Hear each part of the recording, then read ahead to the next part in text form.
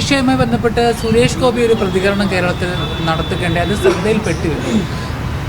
ഞാനിങ്ങനെ കേട്ടിരുന്നു. അദ്ദേഹം പറഞ്ഞു, എന്താണ് പറഞ്ഞത്, കള്ളന്മാർക്ക് പേടിക്കേണ്ടത്.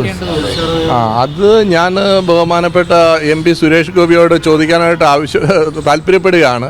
അദ്ദേഹം ഈ കള്ളന്മാർ ആരാന്നുള്ളത് കൃത്യമായിട്ട് പറഞ്ഞിരുന്നത് നന്നായിരുന്നത്. കാരണം എന്നാന്ന് ചോദിച്ചു കഴിഞ്ഞാൽ എല്ലാ മനുഷ്യരെയും ഒരുമാതിരി സൂചിമുനയിൽ നിർത്തുന്ന കൂട്ട് ഉത്തരം ഇങ്ങനെയുള്ള മറുപടികൾ പറയുന്നത് നമ്മൾ പൊതുജന സമൂഹത്തിന് അല്ലെന്ന് വരില്ല ഈ NGOയിൽ ഈ സാമൂഹ്യ പ്രവർത്തനങ്ങളിൽ ഏർപ്പെട്ടിരിക്കുന്ന ഈ നമ്മുടെ രാജ്യത്തിൻ്റെ അഭിവൃദ്ധിക്ക് വേണ്ടിയിട്ട് പ്രവർത്തിച്ചുകൊണ്ടിരിക്കുന്ന എല്ലാ വ്യക്തികളെയും കള്ളന്മാരാക്കുന്ന ഒരു രീതിയാണത്. അതിനകത്ത് പലരും എന്നോടാണെങ്കിലും പറഞ്ഞിട്ടുണ്ടാകും, നമുക്ക് വളരെയധികം ദുഃഖം ചെലുത്തുന്ന ഒരു കാര്യമാണ്.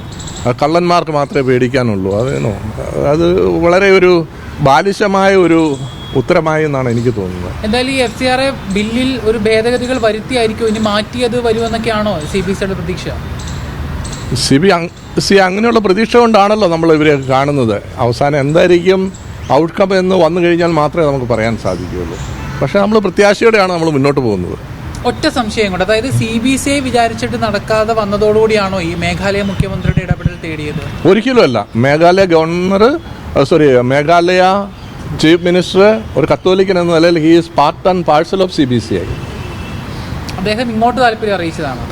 ഇങ്ങോട്ടല്ല, നമ്മളുടെ ഒരു കത്തോലിക്ക സഭയിലെ ഒരു തലമൂത്ത നേതാവാണ്, ഒരു CM ആണ്.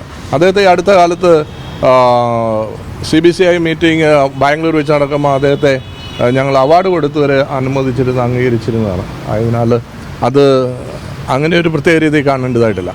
അദ്ദേഹം CBCIയുടെ ഭാഗമായിട്ട് തന്നെയാണ്.